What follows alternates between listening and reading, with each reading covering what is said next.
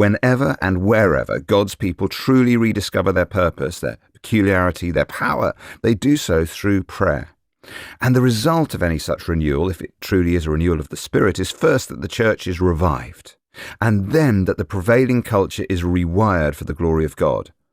There isn't a single example of a transformational Christian renewal that did not begin in prayer. There's a lovely old Russian proverb: pray to God, but continue to row for the shore. Prayer must outwork itself in action, and so this book is about more than prayer and presence. It is also about mission and justice.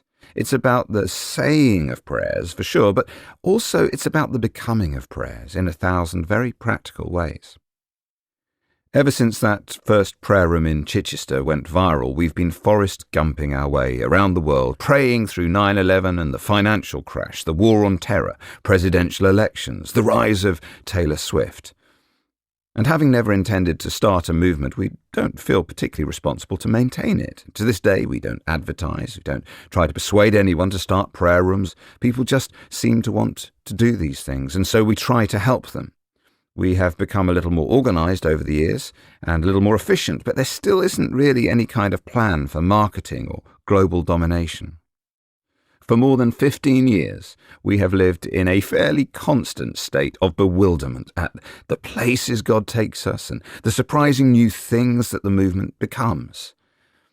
I'm aware, therefore, as I sit down to write this book, that my part of the 24/7 story is merely one perspective. It's just a fraction of the whole. Just last night, I was told by a publisher that the impetus to start her new business had come from a divine commission received in a prayer room. A nationally renowned professor of psychology recently told me that many of his most formative experiences have taken place in prayer rooms. One of my best friends confessed that he only finally found the courage to marry his beautiful girlfriend after a succession of prayer vigils, wrestling with God until he finally overcame his terror of commitment.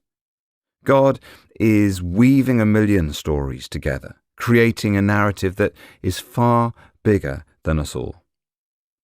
This book cannot possibly, therefore, be the 24/7 prayer story. It's just my experience of the thing. It's woven in with that of three particular friends: Brian Heasley, the Irish ex-con who pioneered our work in the Mediterranean island of Ibiza; Kelly Teedsort, who moved from the buckle of the American Bible Belt to work with prostitutes in a walled city run by the Mexican mafia; and John Peterson, who grew up in Japan, raised his family in the red light district of Amsterdam, and now lives at the foot of the Rocky Mountains in Denver, Colorado. I am indebted to them for allowing me to share their remarkable stories alongside mine. Dirty Glory is a sequel to my earlier book, Red Moon Rising, but I've tried to write it for new readers too. It explores 4 overarching themes. Firstly, incarnation. As its title implies, Dirty Glory is a celebration of the incarnation, the Word made flesh.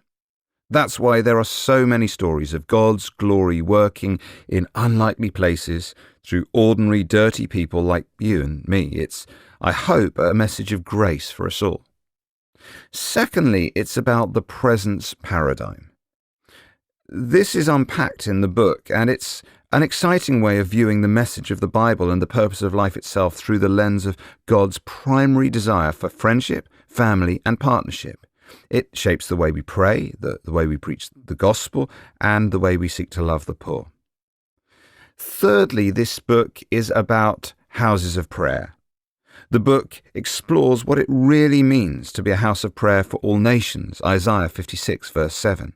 Perhaps this is one of the most important, most misappropriated phrases in the Bible. Why is the house of prayer such a priority for Isaiah, for Jesus, and for us today?